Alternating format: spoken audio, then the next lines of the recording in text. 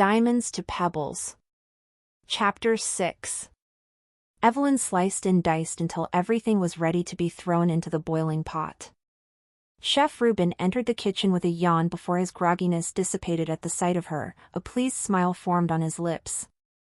"Ah, so you did wake up in time," he cheered, watching as she stirred her soup. "You must remember not to feel too bad if the king doesn't like it as much as mine. My soup is one of the reasons he keeps me around." "How did they enjoy your cake?" Evelyn asked. He smiled. "The second reason he hasn't kicked me to the streets." "Looks like you've got the king's dinner down, though, little bear. Just make sure it gets done in time." "Of course," she responded as Reuben headed back to his room to finally get some shut-eye. Within a short time, the soup was done, and Evelyn removed it from over the fire. She poured it into a lovely serving dish, then looked to be sure Chef Reuben wasn't around, and plopped the ring down inside. "The promise of what is to come," she whispered as she looked down into the soup. Then she covered the top of it with a lid and set the dish on the tray. After that, she picked up the tray and headed to Artis's room. Upon opening the door, she found Prince Lycos, King Artis, and Princess Rosemary sitting at his now cleared table. King Artis nodded for Evelyn to come over. Carefully, she placed the tray down in front of him. He appeared in deep thought. "Did you want to hear about what I overheard from the ladies, Your Majesty?" Evelyn asked politely. To her surprise, he shook his head, unconcerned about the matter. Then his tongue clicked, and he stared directly at her. "There's only one woman I'm concerned about." Evelyn gulped but was too curious to remain quiet. "You mean the woman in the starry gown?" "Perhaps." Rosemary and Lycos glanced between Evelyn and Artis, noting that Artis was staring into the depths of Evelyn's soul. Lycos groaned. "Please, of course that's who you're referring to. Everyone in the courtyard was admiring her. You spoke with her, surely you have some idea who she is." Artis's eyes snapped away from Evelyn over to Lycos. Evelyn listened intently, clasping her hands in front of her.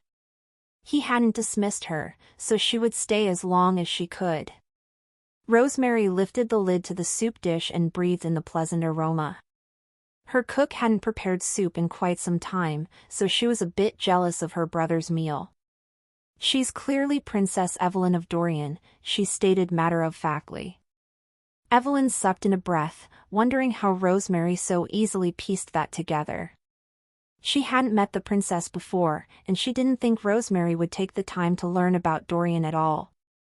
However, Rosemary had seen portraits and took a great interest in the women her brother might marry. Lycos gawked at Rosemary and protested against her claim, saying that news had spread of Princess Evelyn's kidnapping. Artis, however, turned his attention to Evelyn, watching the tension in her body and how her eyes were glued to Rosemary. Artis assumed the words his sister spoke were true, but he had yet to understand everything. Clearly, Evelyn had run away to his kingdom and hadn't been kidnapped at all. She was desperate for a powerful marriage, though he couldn't figure out who else her brother or father arranged for her to marry aside from Artis himself. After all, he had received an acceptance letter from Prince Halcyon when he invited Evelyn in the first place. What marriage was Evelyn determined to escape? His mind spun, his eyes staring unfocused at the soup in front of him. He remembered Jade had initially told him Evelyn and Halcyon were battling political problems. At that time, there was no word of Evelyn being kidnapped, yet she had already been acting as his servant. Her father must have known she was gone straight away, but her disappearance was reported afterward. Why would a kidnapper let Princess Evelyn out for a night, huh? Rosemary dipped a finger in Artis's soup to taste it while shrugging. Who knows? She could have run away from home, too. But that was her. Lycos narrowed his eyes and crossed his hands over his chest. Whatever the case, it can't be good. He turned on Artis. I suggest you turn your attention elsewhere. She appears to be looking for trouble. given the way she threw herself at you. Plus, she ran away when you weren't looking. King Artus scoffed, emerging from his thoughts. Oh, please, if you were closer than I was to her, you would have gone after her. Besides, what should it matter that she is looking for a husband when I am looking for a wife? Have you forgotten the part where you said she needed your crown? Prince Lycos shouted as Evelyn finally shuffled to the door. She hated the contention that flooded the room, especially since the subject was her. The last thing she heard was Princess Rosemary saying, "But what woman isn't interested in the crown?" She was direct, and Artus is smitten. Just look at him. Evelyn quietly left and went to the kitchen as they continued their debate. Rosemary was adamant that Evelyn meant no harm and was probably overwhelmed by political strife in Dorian. Lycos, on the other hand, driven by jealousy, stuck to the idea that Evelyn sought to take advantage of Artus. Artus rolled his eyes, meaning to get a glimpse of Evelyn, but was disappointed by her absence. He sighed and picked up his spoon, ready to taste Reuben's familiar cooking. Right as the spoon entered his mouth, his taste buds were surprised at the unexpected flavor. Thinking he had gone mad since Chef Reuben never changed his recipe for the soup, he dished out another scoop. The new taste was not imagined. The regular spicy soup was replaced with something sweeter and a bit creamy. He ate more until his spoon clashed with something other than meat or vegetables. His sister and cousin both stopped their bickering as they too heard the sound of his spoon hitting metal. Slowly, King Artus found the object and scooped it out of the bowl, revealing the ring. Carefully, he took it out and cleaned it off. He held up the golden ring and said to his cousin, "Go call for Chef Reuben." His cousin obeyed. Within minutes, Chef Reuben rushed in. He bowed before them, wide awake and petrified despite being asleep moments ago. King Artus stood before the purple-haired chef. "Your soup tasted different tonight," he said evenly.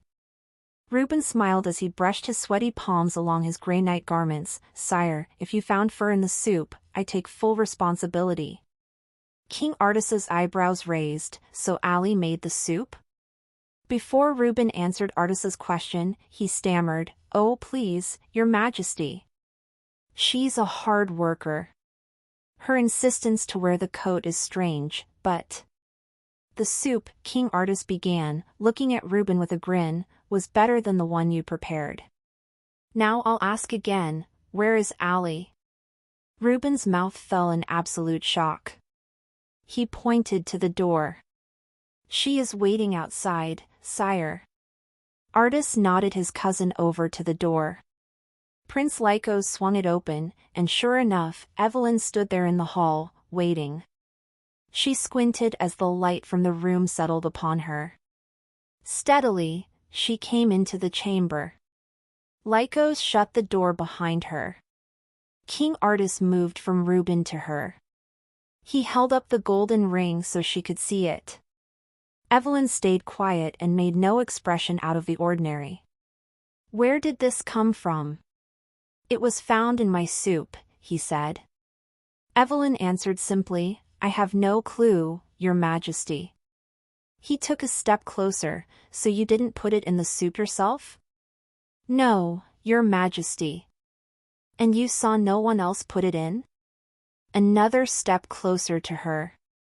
"No, Your Majesty." "Did you ever leave the soup unattended?" "Once, Your Majesty, but that is all." "Around what time did you start preparing the soup?" he asked, now right in front of her. Evelyn had her answer lined up perfectly. "I left the stargazing event just before your mother and father arrived. It was around then that I fixed the soup." He folded his fingers around the ring, realizing she would not reveal her true identity. But it didn't bother him in the slightest. He trusted she had a reason, and he found he liked the game she was playing. With a new sense of purpose, he turned his feet away from Evelyn. He strolled back to his soup while everyone stared at him. "You seem pleased," his sister said, not understanding the grin on his lips. As he sat at the table, he said, "Because this is a promise from Princess Evelyn that she will return. She put the ring in my soup." "You think she put that ring in there as a promise? Now you really have gone mad. What do you think this is, Artis? What if she wanted to kill you?" Lycos spoke with genuine concern, not jealousy. Rosemary smiled. "If she were trying to kill him, I would hardly think choking on a ring is the best method. I think there's only one explanation." Prince Lycos turned to her sharply. "And what is that?" She closed her eyes, a promise of love. Lycos reached up to his thick black hair, wanting to yank it out from their stupidity. He wondered if they had any sense at all. "You should at least punish Alarlira," he shouted, shooting a glare Evelyn's way. "She left your soup unattended, and that ring could have chipped a tooth or worse. I suggest a whipping. You need to take charge, cousin." Rosemary frowned at her brother, seeking permission to sword fight Lycos herself. Artis shared the same sentiment, but only smiled in amusement at the worry his cousin was showing so suddenly after being jealous. Reuben was the first to speak out. "Oh, please, Your Majesty. Don't punish Ali. You did say the soup was wonderful. I see no trouble here." Reuben would have continued, but King Artis held up a hand, silencing him, then ordering him to leave the room. As soon as Chef Reuben left, Artis's eyes went to Evelyn, who still stood where he had last left her. Like earlier that evening, her hands were clasped together as she waited for him to decide her fate. For a while, he pressed his fingers to his mouth, in thought. When his hand returned to the table, his choice was made. "For letting something like this slip by, you're going to scrub the floors tonight and prepare my bed." "Artis, that's hardly," Prince Lycos began. King Artis cut him off, not even turning his cousin's direction. "Then you will attend a second event like you did tonight." He didn't specify what he meant, but he fully expected her to come as who she really was, Princess Evelyn. Rosemary tilted her head. "You're going to hold another big event?" He nodded, glancing at his sister and cousin. "I figure Evelyn will come if there is a larger crowd. Now leave us be for the night." The pair left quietly. Prince Lycos strode out bitterly while the princess walked like she floated on a cloud. Evelyn stayed put as King Artis stood up from his seat. He wanted to spout out that he knew her secret and that he'd listened to her fears so long as she was truthful about the real situation. However, seeing her with her head down made his heart ache. He didn't want to say something he'd regret, and there was only one person he could confide in. As he passed Evelyn, he said, "I'll be visiting my mother. You can start on the floors if you wish." Evelyn bowed in response as she finally stood up to begin her work. As soon as he was out of the room, she exhaled.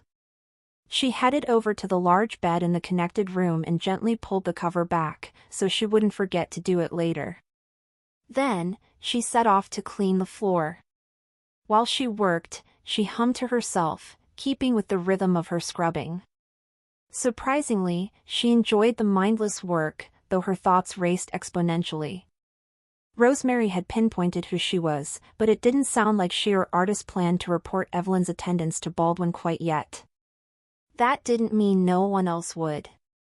Evelyn prayed it was only Rosemary who recognized her.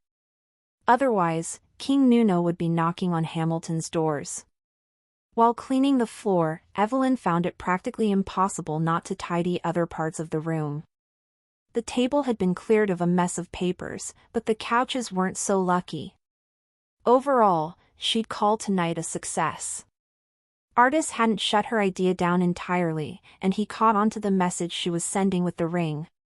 It did put a lot of suspicion on her back, but if Artis found out, she didn't think it would be the worst thing in the world anymore. She paused in her work, a neat stack of papers in her hands. Evelyn played with the idea of telling Artis everything.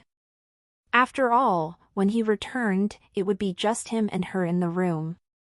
Suddenly, she flushed and held the papers up to cover the brightness of her cheeks.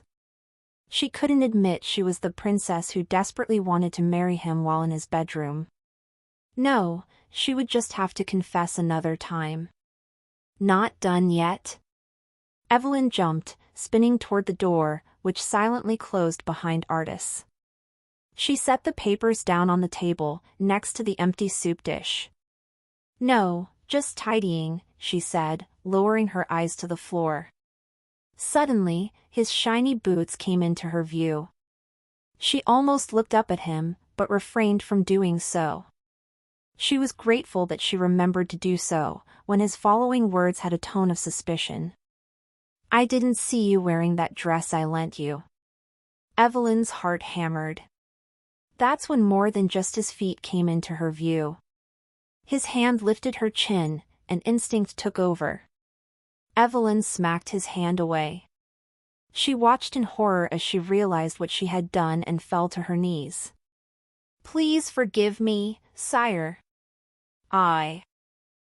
She cried, losing her words as she continued to think of a good excuse for her behavior. Ali, be honest with me. Have you suffered some form of abuse? Evelyn bit the inside of her cheek. Her father had neglected her, and then, suddenly, showered her with gifts. Nuno never touched her inappropriately, but she had feared that outcome if she had stayed. Perhaps, though others may disagree. Some may say it's my fault. Evelyn stood, dismissing the fact that her voice cracked. She only wanted to get out of that room as soon as possible. It was dangerous to remain there, even if Artis hadn't meant to kiss her. All he had intended was to see her eyes. Noting her discomfort, King Artis let her go. Before she left, however, he reminded her of the bucket on the floor. She came back to pick it up, keeping an ample distance between them. When she set off to leave again, he leapt forward and gripped a portion of the bucket's handle. She was forced to stop or risk spilling the brown water on the floor.